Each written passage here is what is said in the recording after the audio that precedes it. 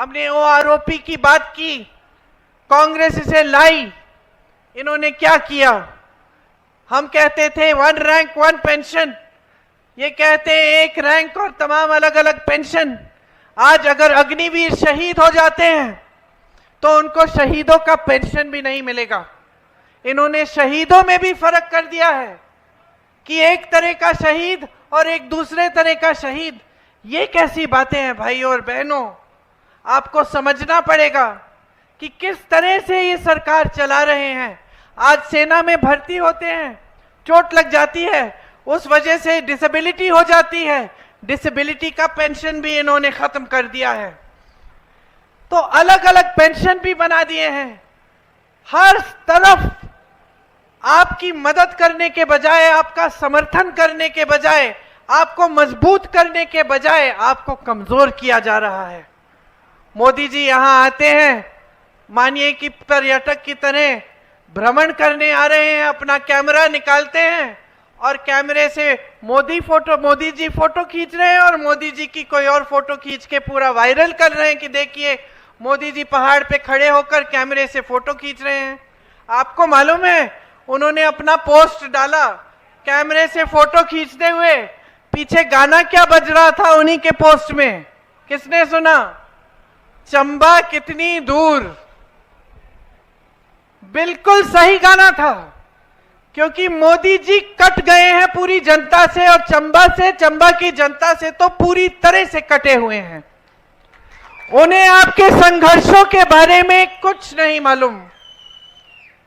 आप कैसे जीते हैं, कैसे महंगाई का सामना करते हैं, कैसे बेरोजगारी का सामना करते हैं, उन्हें कुछ नहीं मालूम। आपके क्या हुनर है उन्हें यह भी नहीं मालूम। और आज जो परिस्थितियां उन्होंने देश में बनाई हैं, तो भाइयों और बहनों कोई बताएगा भी नहीं उन्हें। सब डरते हैं, उनके अधिकारी उनसे, उनके साथी डरते हैं, उनके मंत्री डरते हैं। जनता के बीच तो वो आते ही नहीं, कभी किसी किसान से नहीं पूछते कि आपकी क्या हालात हैं, कैसे जी रहे हो। कभी आकर किसी आपदा में भी एक बार पूछते नहीं हैं। यहाँ कितनी बड़ी आपदा हुई, मोदी जी कहते हैं कि ये उनका परिवार है, हिमाचल उनका दूसरा घर है। आए क्या आपदा के समय? एक बार आपको मुंह नहीं दिखाया। आपदा के समय आने की बात छोड़िए, एक पैसा राशि, एक पैसा नहीं भेजा इन्होंने केंद्र से। इतनी भी राशि नहीं भेजी कि जहां जहां आपदा हुई थी वहां मदद हो जाए। हमारी सरकार ने जितनी स्कीमें आपके लिए बनाई थी वो लगभग उस समय हमें रोकनी पड़ी, क्योंकि सरकार के सारे पैसे, सारी संपत्ति हमने आपकी जो आपदा में जो मुश्किलें हुई उनको आपको सहूलियत पहुंचाने के लिए, आपको राहत देने के लिए डाली। आपने खुद देखा कि सरकार के एक एक मंत्री, मुख्यमंत्री जी और सारे मंत्री नीचे आ गए, जमीन पे आए। कोई कहीं पे मदद कर रहा था, कुछ लोग फंसे हुए थे तो कोई किसी के घर जाकर देख रहा था कि नुकसान को कैसे हम कैसे राहत पहुंचा पाए। जहां जहां दुख था वो पहुंचे। और मैं ये नहीं कह रही हूं भाई और बहनों कि ये कोई बड़ी बात है, यही नेताओं का कर्तव्य होता है। आपदा के समय अगर आपके पास आए तो यही कर्तव्य होता है। यही हमारी कांग्रेस पार्टी की बहुत पुरानी परंपरा है। पंडित नेहरू जी, जिनकी आज पुण्यतिथि है, जो इसी मैदान पे जो आए थे अपने जमाने में, इंदिरा जी, उन्होंने हमको क्या सिखाया? उन्होंने यही सिखाया कि नेता जनता का सेवक होता है, सेवा हमारा कर्तव्य है। आपदा के समय आपके पास आना है, आपकी मदद करनी है किसी भी तरह से। जितनी भी राशि, जितनी भी तरह से हम मदद कर सकते हैं हमें करनी है। और आपने देखा कि हजारों करोड़ रुपए प्रदेश के खर्च हुए, क्योंकि इतनी बड़ी आपदा आई। बहुत समय में ऐसी आपदा नहीं आई थी।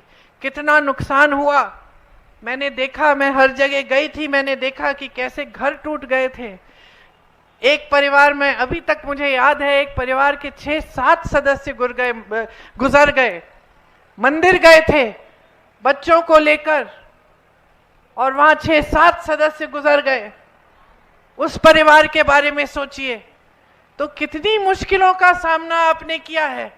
बस अभी इन्हीं 1-2 सालों के दौरान, और इस पूरे समय में मोदी जी और मोदी जी की सरकार, ये सारे नेता जो आज आपके सामने खुशी से आकर आपसे वोट मांग रहे हैं, भगवान का नाम लेकर वोट मांग रहे हैं, ये कहां थे? इन्होंने क्या किया आपकी मदद के लिए? अपना कर्तव्य तक नहीं निभाया, उल्टा जो राशि आनी थी वो रोक दी।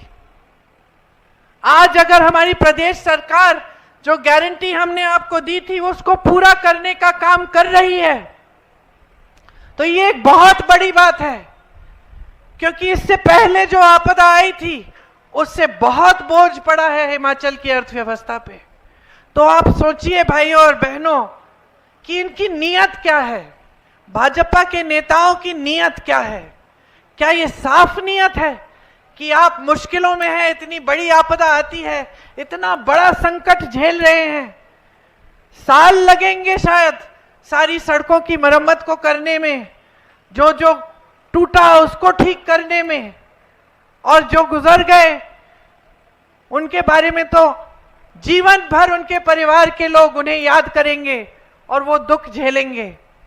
लेकिन भाजपा के नेता, भाजपा की सरकार ने आपको नकारा, और सिर्फ राजनीति की वजह से नकारा, सिर्फ इस वजह से नकारा कि आपने कांग्रेस की सरकार चुनी थी, और उसके बाद उस सरकार को गिराने का काम भी किया, कोशिश बहुत की।